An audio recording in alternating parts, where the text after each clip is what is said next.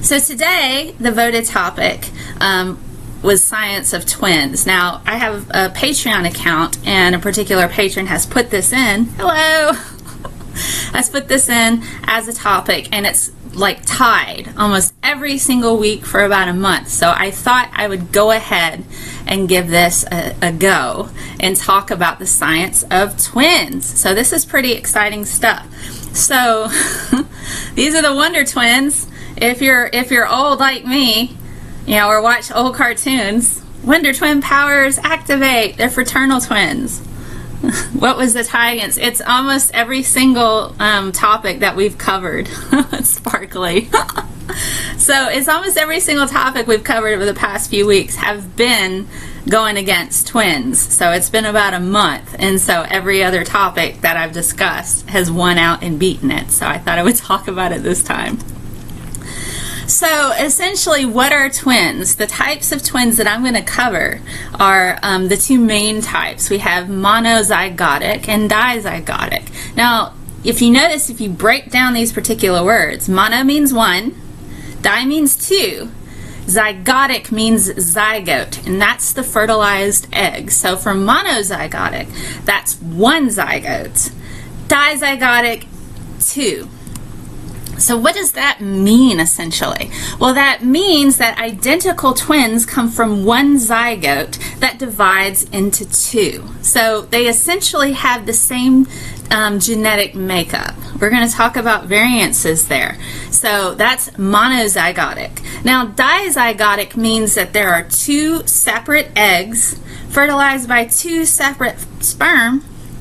Are there any mountain zygotes? You mean like goats?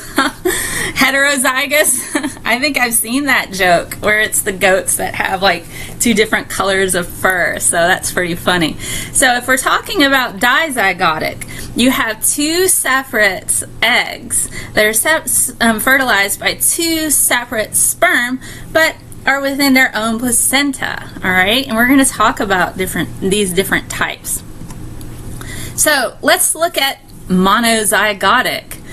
Here are some pretty famous twins here. We've got a couple twins here. You might recognize them from the Harry Potter series. This is where one egg is fertilized. Now you can have early or late split into two zygotes, and that has different appearances. Actually, that contributes to different types of appearances that we see in twins. They can have identical features, but they can still be very different. So, early split. So within the first week of fertilization, they tend to be pretty identical and kind of hard to tell apart. So that's like within the first 9 days, we'll say within the first 9 days, prior to about first 8, they'll split, and then you have our identical twins. Now, I'm going to get into how there's genetic variations and why they might look a bit different in a moment. Now, late split. Now, this isn't a clinical term, but an observation. And this is what we call mirrored twins. Twins that look like mirrors of each other. So they're like mirror images, kind of like left and right hands. How late can the split occur? Well, this is within the second week of fertilization, usually 9 to 12 days. So pre-9, that's the first week. You have more identical. Post-9, now this can happen, but it's not all the time, and this isn't a clinical term, but it is an observation. And in rare cases, this is where you can have organs that are mirrored on the other side. But that's like I said, it's extremely rare. But 25% of identical twins have mirror features. So they look like very much like your hands. So you got like twin here and twin here, but their features are on the opposite side of it. Now we're going to look at the genetics. There's some new studies that have come out on looking at the genes involved in monozygotic twins.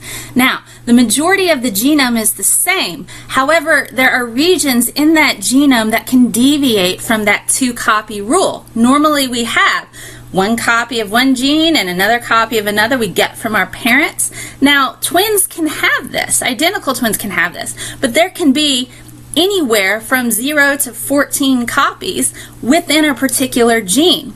Now, this is important type of research in that it can be used to exonerate twins that are being implicated for a particular crime.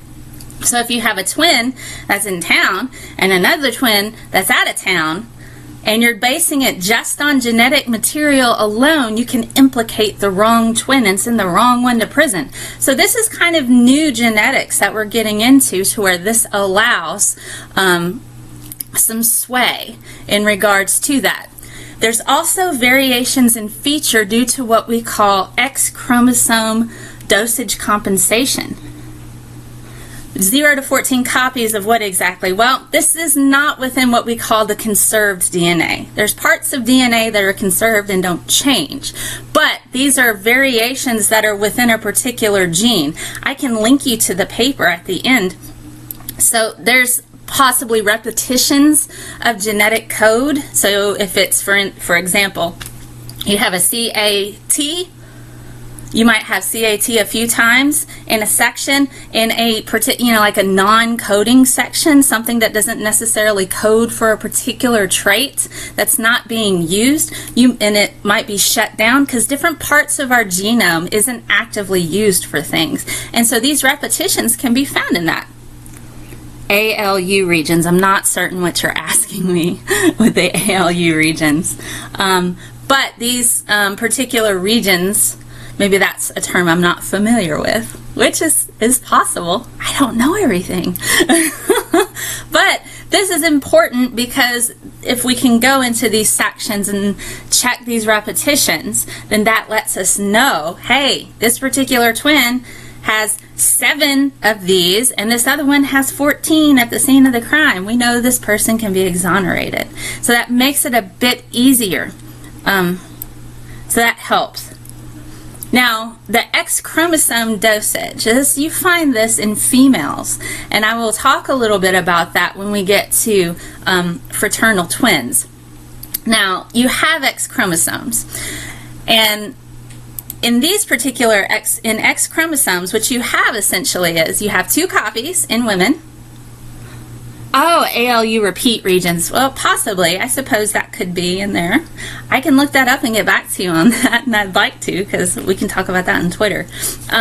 So, in our X chromosomes, now, women have 2 copies of X, but one of those shuts down.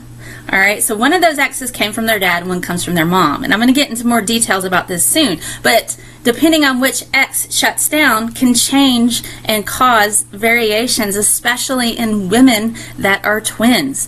So it's kind of important to take notice of that. So it's kind of cool. So let's move on to the next one. Now we're going to get into fraternal twins. Take a look at these young ladies. They're adults now, but this is a childhood picture. These 2 young ladies are fraternal twins. There are 2 eggs that are fertilized. It can happen simultaneously or delayed, and it can be the same or different fathers. In this case, it's the same father in a biracial couple, which is pretty interesting. And you're like, and they have a lot of social issues in the fact that they had a hard time convincing people that they were twins. So what happens in this case? Okay, so with fraternal twins, you can have eggs that can be released at 2 different times or at the same time. And each egg has a different sperm that fertilizes it. The second egg can be released during the same menstrual cycle, or it can be released at a second one.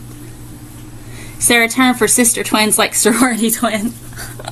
I don't know about that. So what's interesting, and this is the I think it's the Aylmer family, Aylmer.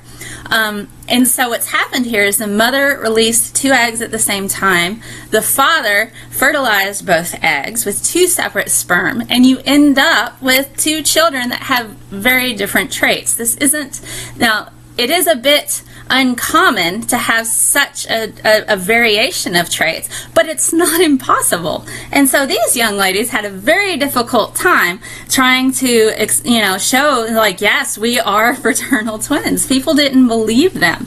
So there are some social implications that cause problems for people in that regard. So I'm going to show you the family here. Here's the family. Aren't they cute? So you can see a lot of variation in this particular family. And this is, again, I think it's the Aylmer family. And it is rare for such traits to be so different. It isn't impossible. All of the children here have different traits. And gamete formation allows this variation. Isn't that cool? And they're just gorgeous. They're just a cute and gorgeous family, aren't they? They have cute kids, and they all look so happy and smiling. And there's so much variation here, and you can see that in the children.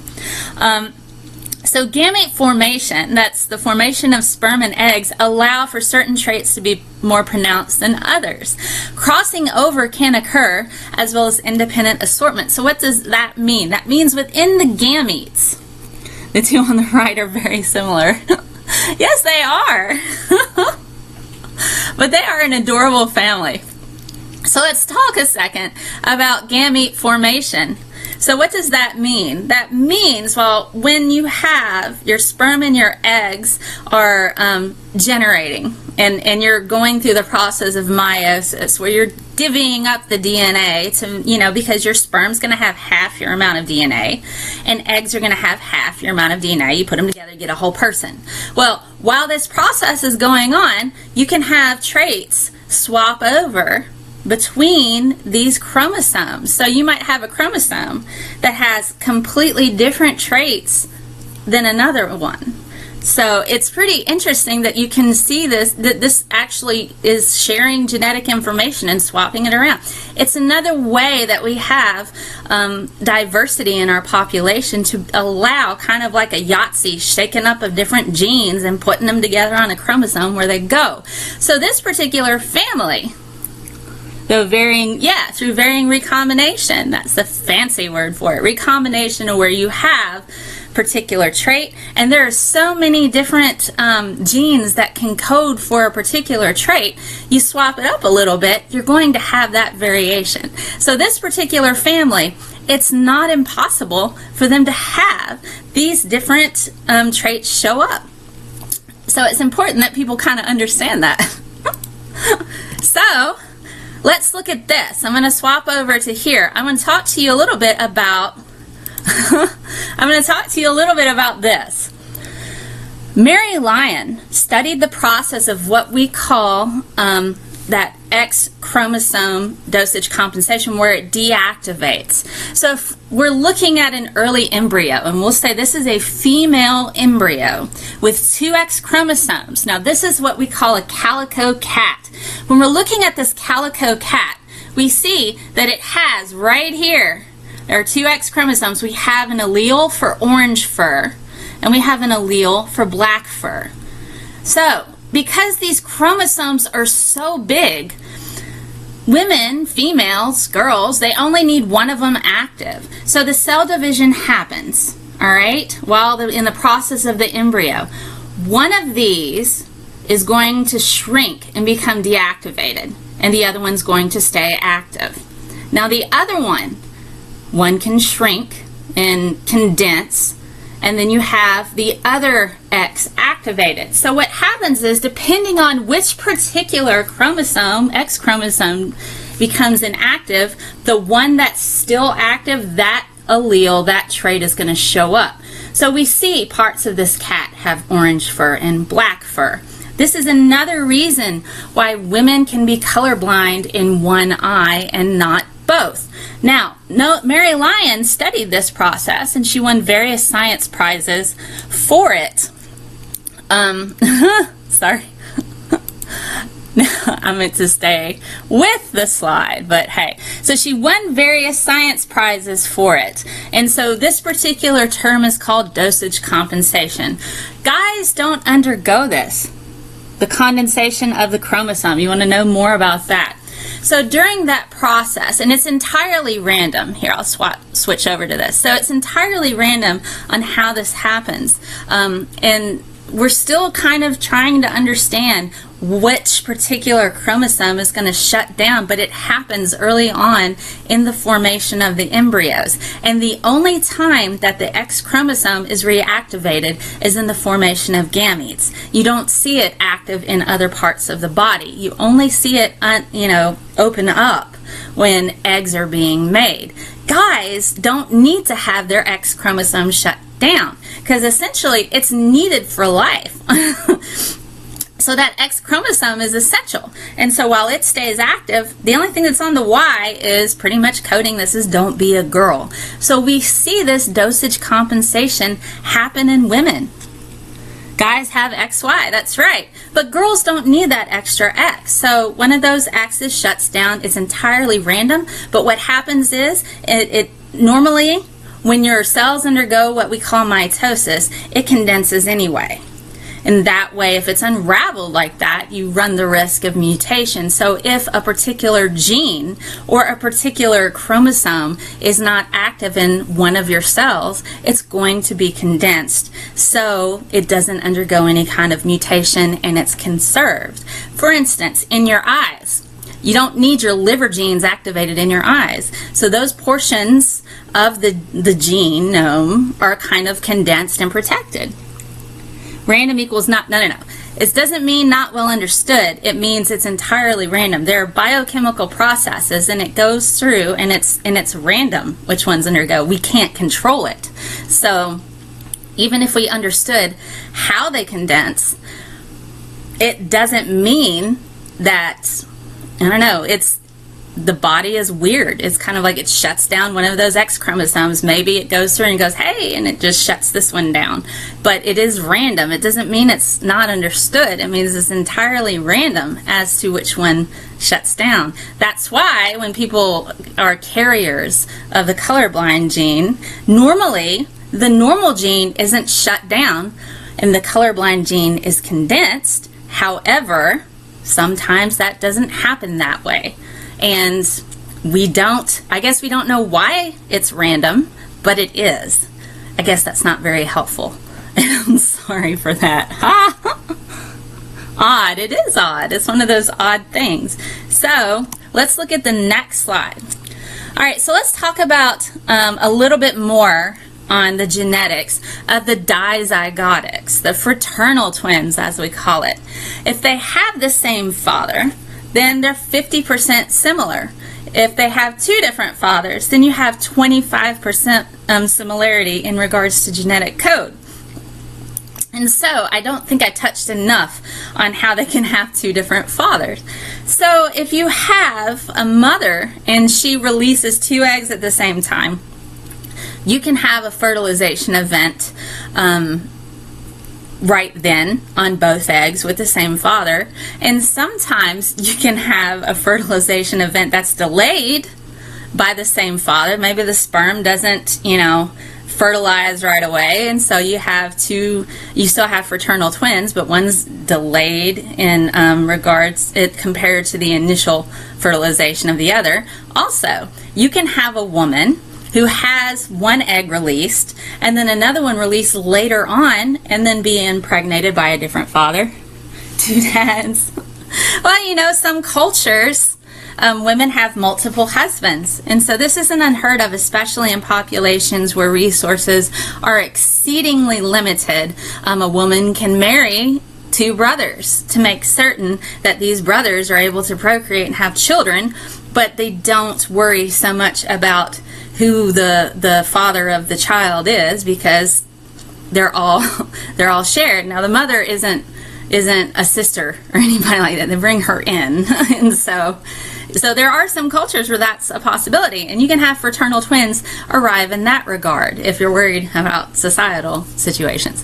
So that's another thing. So the mother can release two eggs at the same time, one egg a bit later, two different fathers.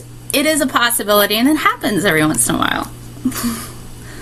All right, so let's talk about how often we see twins.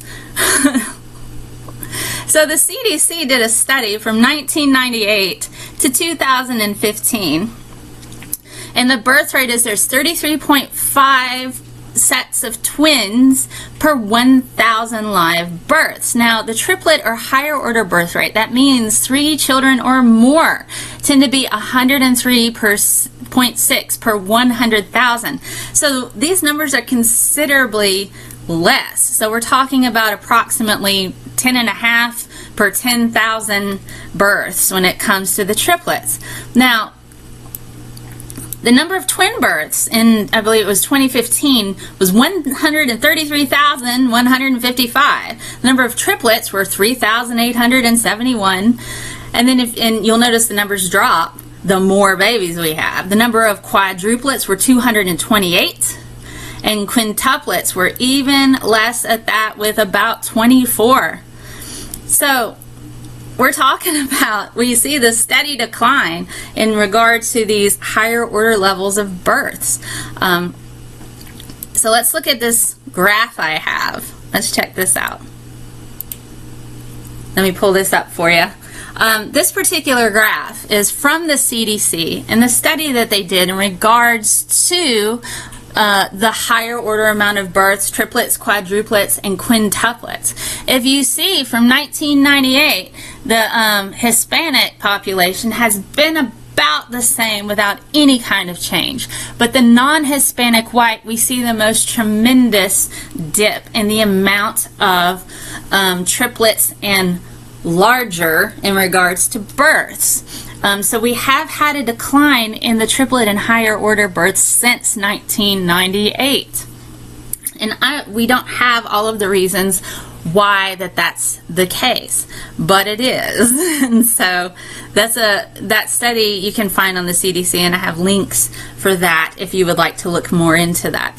Now let's talk a bit about how twins are very useful in scientific research. The reason why we use dizygotic twins and monozygotic twins is to help us understand whether or not a particular thing is environmentally persuaded, or if it's all about genetics, because we do know certain genes need to be activated in regards to environmental triggers. But there's also different diseases that have onsets due to environment and not necessarily genetics. So how we do that is we take dizygotic twins that have different genetic makeups, and we have monozygotic twins that have identical genes. We can put them in a situation, for instance, if we're studying onset of diabetes, and see which one of the, if diabetes runs in a particular family, we can see if it's environmental or if it's just genetic, and we can compare that to dizygotic genes that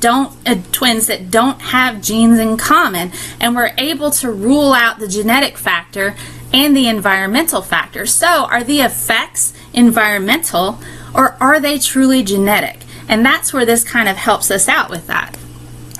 So the most famous study in recent year actually is the NASA study involving monozygotic twins and how space actually affects the human body. And the reason why they wanted to do this with monozygotic twins, we already have a tremendous amount of data in regards to long-term space exploration, as far as long-term space exposure, and to see the effects on the body. But now, since we have this data with a person in space and a person on Earth that are genetically the same, we're able to definitively pull out the gene factor, the genetics factor, and just compare and look to see what the differences are.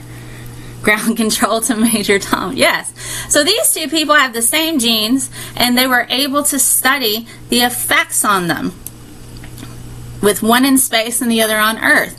So this is a supplemental study that's built upon the framework of the one-year mission research investigations. This explores the space through looking at these individuals by using omics to look more closely at individual health. And they're able to look at this on the molecular level as well. So they can compare the genes of these two and say, okay, this person's been on the Earth the whole time, this person's been in space, now let's look at their DNA and see if anything changed.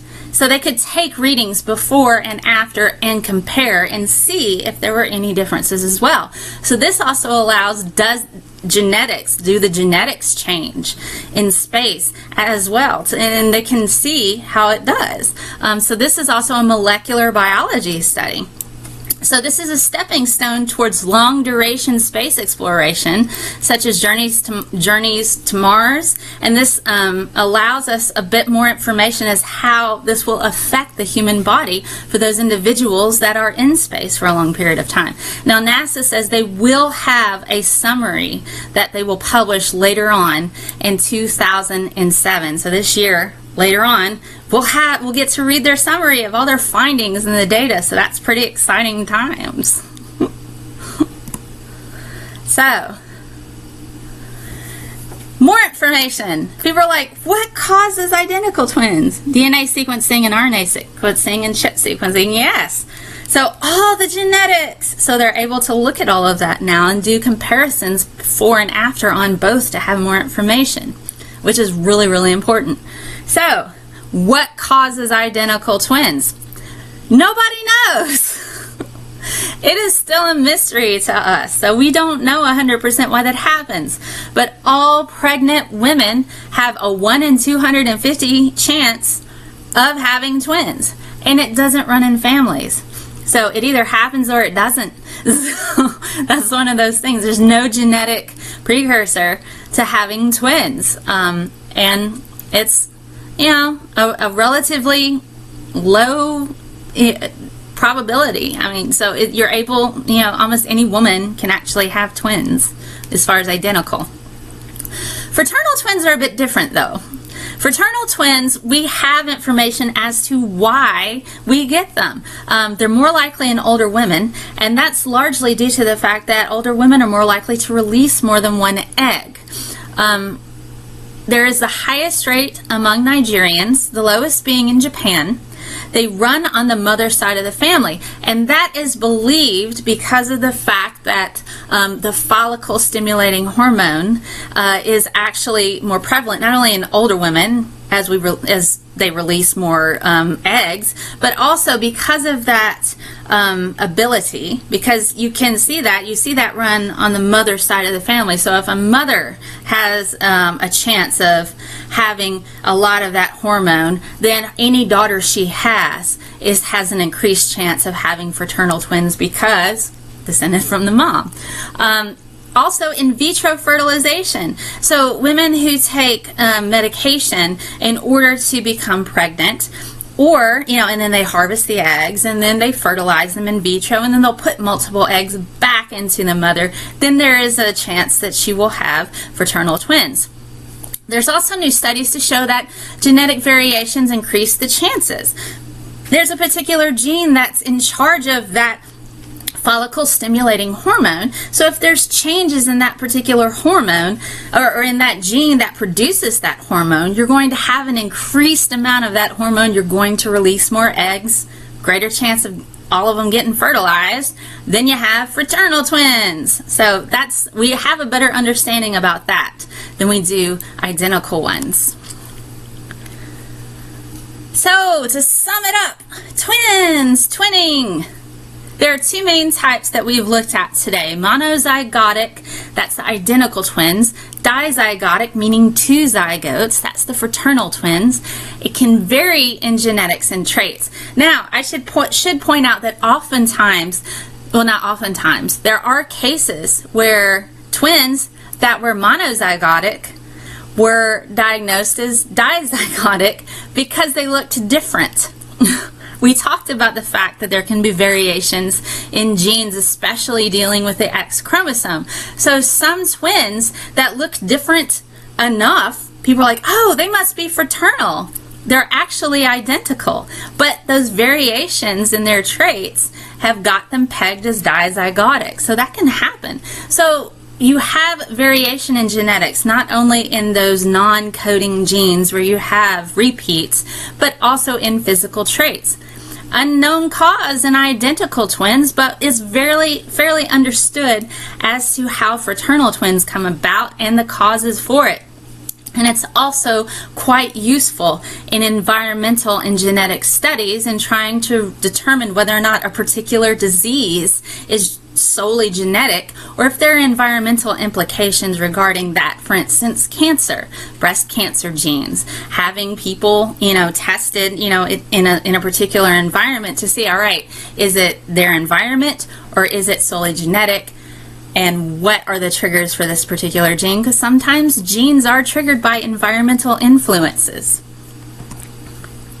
So these are my particular, I actually did a lot of research on this, so I'm going to show you the links. And if you want all of them, I can get them for you. Whoops, go back one. Good gravy. This is not being nice to me today. This one. See, technical difficulties. Great. So I've got NIH papers. Scientific American has plenty of articles and blogs on it. NPR had a really good piece on genetic variations in regards to the fraternal twins. I've got the study that the CDC did in regards to multiple births and how often they occur. The NHS UK has a fantastic section on information in regards to the causes of twins. Huffington Post has information in regards to the Aylmer family, where the two twins had different colors of skin and have regular societal issues. Any numbers? You can go to these particular links and kind of get more information. I don't have the numbers on hand, but that's what's reported. And then also you can check out the NASA website for their twin study, and msutwinstudies.com lets you know about why we do twin studies. So I have to take a moment. I've picked up new patrons, so I want to thank them on my Patreon account. I'm updating it this week with new artwork that's exclusive to my patrons, and once I get my website going, I'll be able to have an audio podcast and my patrons will have access to it before everybody else. So yay! So Tony, somebody who wants to be anonymous, Jen, Carl, Anthony, Patrick, and 2 more Tonys. It's like Tony bountifulness with the Tonys. It's great. And so my Patreon account starts at $1 and goes up to $50. And it's once a month. So if you can contribute $1 a month, that helps me out, and I'm able to increase the amount of the better quality research type of talks that I have. So this has been the Science of Twins. I hope you've enjoyed it, and if you're just hopping on, I do put these on YouTube, and I leave all of my scopes up to where you can watch them on Periscope as well. And here's where you can find me. If you have questions or if you want the links that I posted in regards to all the sources that I have regarding twins, you can hit me up on Twitter. There's everything is Scientist Mel that I have. You're welcome. I'm glad you hopped on here. Thank you. YouTube is Sciencey Mel. They won't let me have Scientist Mel, so it's just Sciencey Mel. And then I'm on Facebook. Soon will be a new audio podcast on scientistmel.com. I'm still developing that site, so I'll be able to put everything just right on that one site. It'll be easier. So thank you so much. I hope you guys had a great time with it. Yay! And if you have any questions, hit me up there. Bye. Thank you. Bye.